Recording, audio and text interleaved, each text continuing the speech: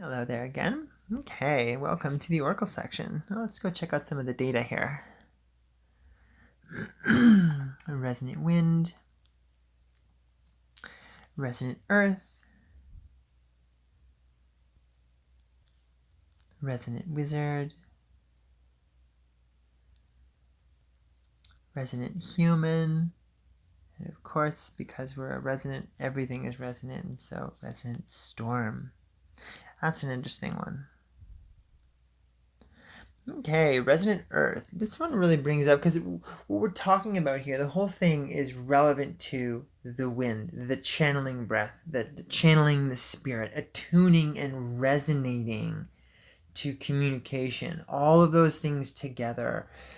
And so, like, the earth is all about synchronicity. It's like the blueprint. And the blueprint is a map, very much like what we were talking about earlier, like the archetype is like the map, but the synchronicity is like the spirit. And so the earth helps us recognize, with the power of these archetypes, how to attune simply to the spirit of the matter. And that attunement is the synchronicity. And so that's how I feel the earth. Very simply, without a lot of dialogue, that's how the earth is resonating and helping us attune to the channeling of the spirit within the breath and communication. And the wizard comes about because the wizard, I find, everything I feel today is going to be really simple. Simply because we're not really explaining the dynamics of the archetype. We are synchronizing the embodiment of the channeling of spirit. And so the wizard in this account, with its timelessness and its enchantment, those timelessness and enchantment properties are almost like saying being lost within a thing, but lost in a good way. We're entranced. And so the wizard also says, like, it is kind of like a specialty or a cultivated skill of, like, my magic power that I have attuned, kind of like a Jedi or something of this nature, or a sorcerer or a shamanka or whatever, that the wizard is representing the ability to channel spirit, the ability to channel that communication, channel through the breath. And so it's like, I always hesitate to use the word mastery, but people get what it means, and so I use it, but I actually don't really support the use of that term. But it is a deep self-discipline that's also represented by the wizard, because the wizard is not just like the human or the monkey. The wizard's not playing around. There's a deeper cultivation to the skill of the wizard. In this case, it's the guide, it's what's guiding the wind. And so it's that kind of interdimensional wizardly energy that is guiding the channeling of that spirit, the channeling of that breath.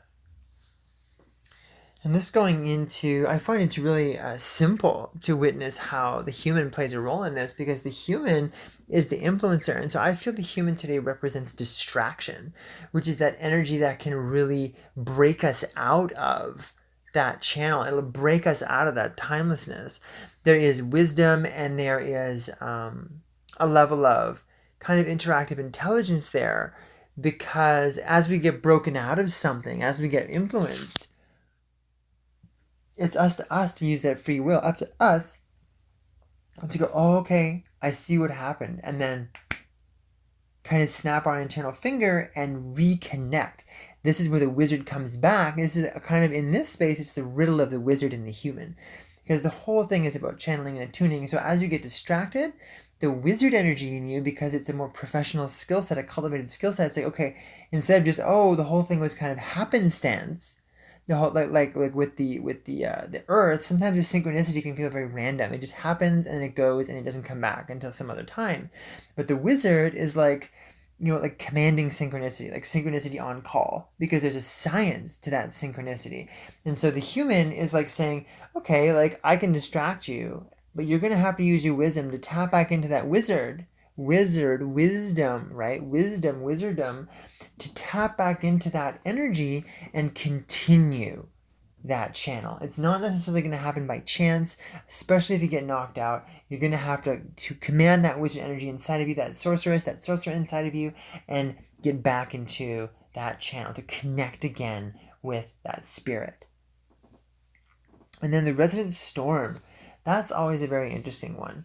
I feel it's appropriate to say, specifically because we're looking at all of the days as aspects of the moon's towards 2013 and then coming away from it into the new age, which we are the first day today. Seven storm is or resonant storm is the actual year bearer count, a year bearer code.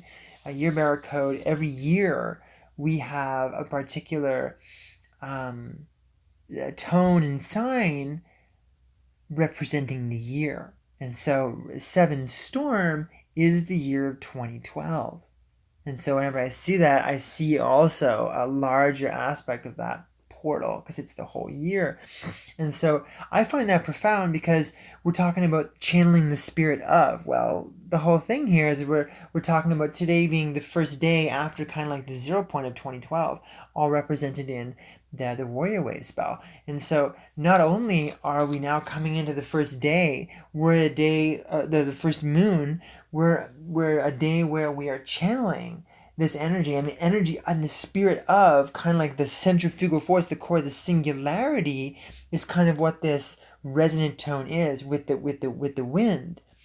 And then the storm really feels like it's channeling even further into the kind of destiny pattern of this whole prophetic imprint, this interdimensional consciousness, the Hunabku, the 2012, the Mayans, all the prophecy, one's destiny, one could say.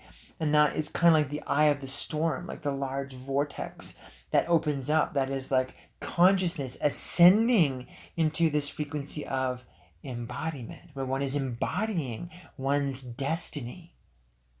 I feel in some aspects, and I want to speak to this too, because there's a lot of stuff in the world, in movies and in literature and whatnot, that talk about this ascension, which is a really, a leaving. And I want to challenge people, and I don't want to trigger people, but I want to challenge people that maybe that's just a part of you that's scared or hurt. Maybe your idea with this like ascension of like leaving is really just that you don't want to take responsibility for you.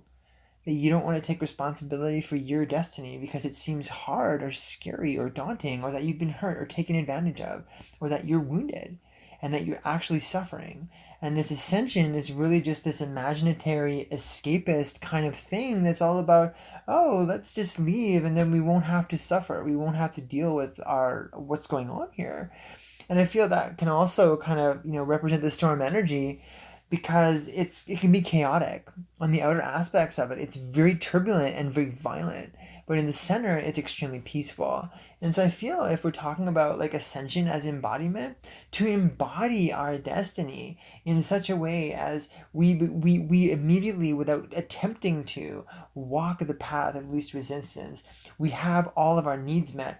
We live a very pleasureful life. Like all the things that are truly meant for us come to bear. We don't have to run away. That will happen in due time. That will happen when it's appropriate.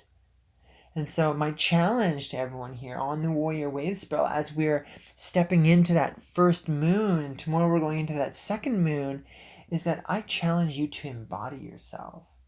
I challenge you to show up and be present. I challenge you to channel your spirit and own that for you, to truly show up for yourself. That is my challenge to you, if you choose to accept it. No exploding sunglasses, though. Okay. Well, stay tuned for the Mind Pyramid meditation.